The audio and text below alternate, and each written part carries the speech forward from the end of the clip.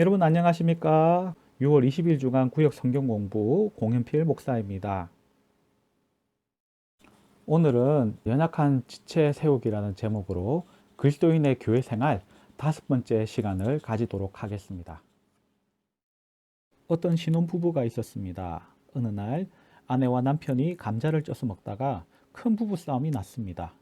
아내는 감자를 설탕에 찍어 먹어야 한다. 남편은 소금에 찍어 먹어야 한다. 우기면서 한치 양보 없이 싸웠기 때문입니다. 여러분은 어디에 찍어 먹습니까? 이 문제를 해결하기 위해 부부는 상담자를 찾아갔습니다. 그런데 상담자는 고추장에 찍어 먹는다고 하네요. 여러분, 감자를 설탕에 찍어 먹든 소금에 찍어 먹든 그게 뭐가 그리 중요합니까? 아내가 남편이 서로 자라온 배경이 다른 것을 이해해주면 되는 문제 아니겠습니까? 혹 다른 것을 틀린 것이라고 몰아붙인 적은 없습니까? 다름과 틀림을 헷갈려서는 안 됩니다. 사소한 것에 목숨 걸어서도 안 됩니다. 그러면 항상 다툼이 일어날 것입니다. 오늘 성경과의 만남은 고린도 교회 이야기입니다. 고린도 교회는 다양한 계층, 출신, 직업, 은사를 가진 사람들이 모인 공동체였습니다. 일종의 짬뽕인 셈이죠. 이 짬뽕들이 모였으니 어떤 일이 벌어질까요? 그들은 자신과 다른 사람들을 안타깝게도 잘 용납하지 못했습니다. 파벌로 나뉘고 서로 틀렸다라고 다투었습니다. 이 모습을 본 바울은 심히 안타까워했습니다. 특히 오늘 공부는 고린도전서 8장 우상의 제물이라는 이슈입니다. 우상에게 바쳐진 제물에 관한 것은 의식법에 해당하기 때문에 이미 폐지가 되었습니다. 그래서 당시 믿음과 지식을 가진 성도들은 우상 제물을 먹는 것도 아무것도 아니다라고 생각을 했습니다. 반면에 율법에 대한 분명한 이해가 없는 성도들은 우상 제물 먹는 것이 죄라고 생각을 하였습니다. 그리고 이러한 다른 생각 때문에 서로 잘못되었다라고 정죄를 했습니다. 그러나 바울이 원하는 공동체는요, 진리의 문제가 아닌 것 이상에는 지식의 검으로 서로 싸우고 있는 교회가 아니었습니다. 서로 관용하고 배려하는 아름다운 공동체였습니다. 이렇게 관용하고 배려하는 아름다운 공동체는 또한 우리 예수님께서 꿈꾸시고 원하시는 그런 교회의 모습이기도 합니다. 여기에서 질문입니다. 아름다운 공동체를 세우기 위해 연약한 지체들을 관용하고 배려하려면 어떻게 해야 할까요? 첫 번째 대지입니다. 지식에는 사랑의 기름을 부어야 합니다. 요절을 읽어볼까요? 고린도전서 8장 1절 말씀. 우상의 제물에 대하여는 우리가 다 지식이 있는 줄 아나 지식은 교만하게 하며 사랑은 덕을 세우나니. 지식은 좋은 겁니다. 그러나 그 자체만으로는 차갑습니다. 딱딱합니다. 많은 경우 지식은 사람을 교만하게 만들죠. 연약한 자를 정죄하고 그들을 향해 호통치게 만들어 버립니다. 주일학교 어린이가 교회에서 장난치고 떠든다고 혼내는 장로님, 초신자가 담배 핀다고 정죄하는 권사님, 예배에 대해서 전도나 선교에 대해서 가지고 있는 성경 지식으로 이래야 한다 저래야 한다 하면서 연약한 지체를 야단치는 집사님들, 물론 틀린 말은 아닐 수 있죠. 그렇지만 자칫 그 말이 사람을 실족하게 한다면 우리는 주의해야 합니다. 예수님은 말씀하셨습니다. 또 누구든지 나를 믿는 이 작은 자들 중 하나라도 실족하게 하면 차라리 연자 맷돌이 그 목에 매여 바다에 던져지는 것이 나으리라. 우리는 지식에 사랑의 기름을 부어야 합니다. 고린도전서 13장 1절에서 바울은 말합니다. 내가 사람의 방언과 천사의 말을 할지라도 사랑이 없으면 소리나는 구리와 울리는 꽹과리가 되고. 구수한 곰탕에 소금이 안 들어가면 느끼하고 토할 것 같지 않습니까? 소금 간이 잘 돼야 곰탕이 먹을만하고 맛있습니다. 우리는 누군가에게 지식을 가르친다고 해도 사랑의 양념, 사랑의 소금이 반드시 들어가야 합니다. 그래야 그 지식이 타인이 받을 만한 것, 먹을 만한 것이 되는 것이죠.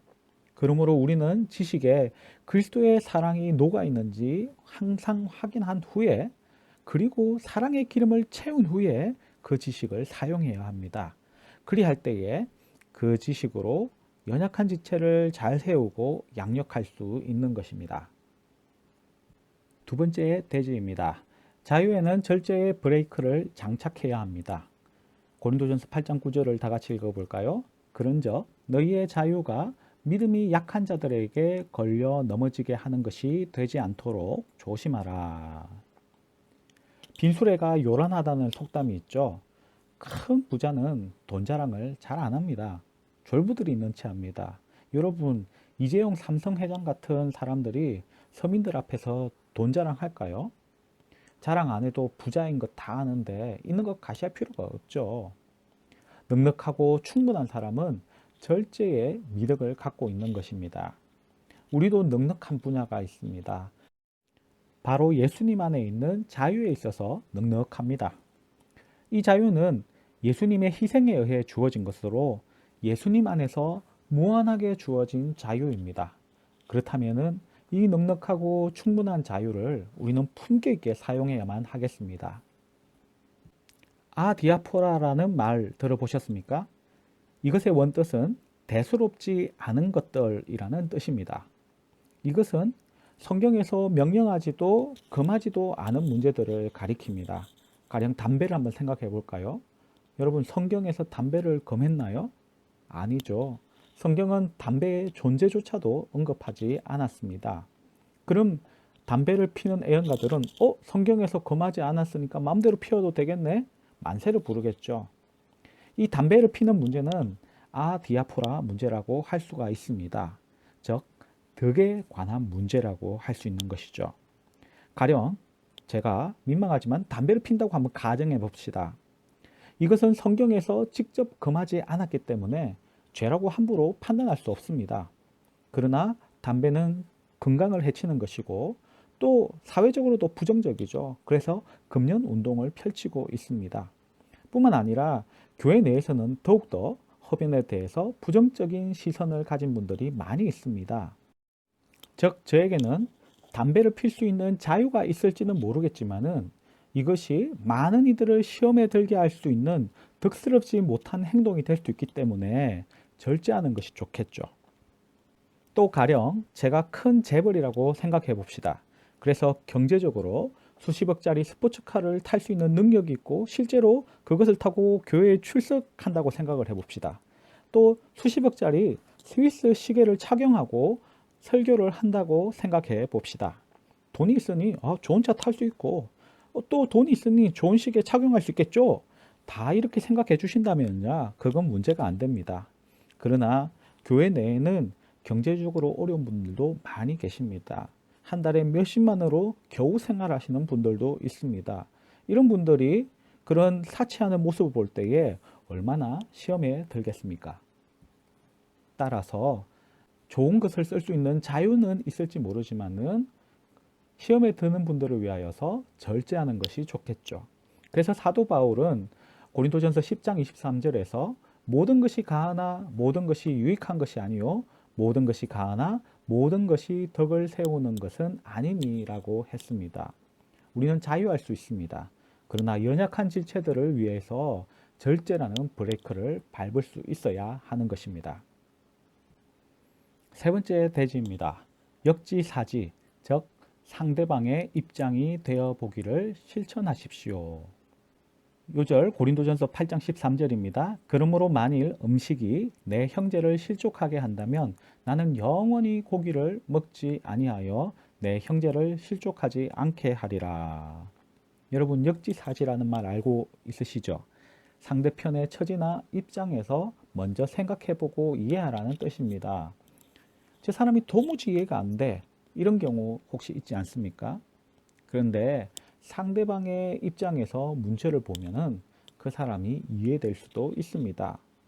그럼 우리는 왜 역지사지의 자세를 해서라도 다른 성도들, 다른 사람들을 이해할 수 있도록 해야 하는 것일까요? 바로 예수님이 역지사지의 모범을 보여주셨기 때문입니다. 우리의 입장이 되어 우리를 이해하시기 위해 하늘 보좌를 버리고 친히 낮고 낮은 인간의 모습으로 이 땅에 오셨습니다. 히브리서 4장 15절에서도 말씀합니다. 우리에게 있는 대제사장은 우리의 연약함을 동정하지 못하실, 체휼하지 못하실 이가 아니요 모든 일에 우리와 똑같이 시험을 받으신 이로되 죄는 없으시니라. 예수님은 경험에서 우리를 아십니다. 그리고 이해하시고 동정하십니다. 이런 예수님은 마태복음 7장 12절에서 그러므로 무엇이든지 남에게 대접을 받고자 하는 대로 너희도 남을 대접하라. 이것이 율법이요 선지자니라고 말씀을 해주십니다. 즉 남의 입장에서 생각을 해보라는 것이죠. 역지사지를 해보라는 것입니다. 여러분, 우린 역지사지의 자세를 늘 가질 수 있어야 하겠습니다. 바로 그것이 이웃사랑의 출발입니다. 이제 결론입니다. 사랑과 절제와 역지사지의 자세로 연약한 지체들을 향해 관용과 배려를 베풀어서 주님이 기뻐하시는 행복하고 아름다운 공동체를 세워가는 저와 여러분 되기를 축원합니다. 이제 마지막으로 열매 맺기와 한 주간의 약속을 통해서 나눔을 한번 해보시고 또 그것을 실천하심으로 아름다운 공동체를 위하여 우리 자신들을 가꾸어 나가면 좋겠습니다. 이번 한 주도 수고하셨습니다. 감사합니다.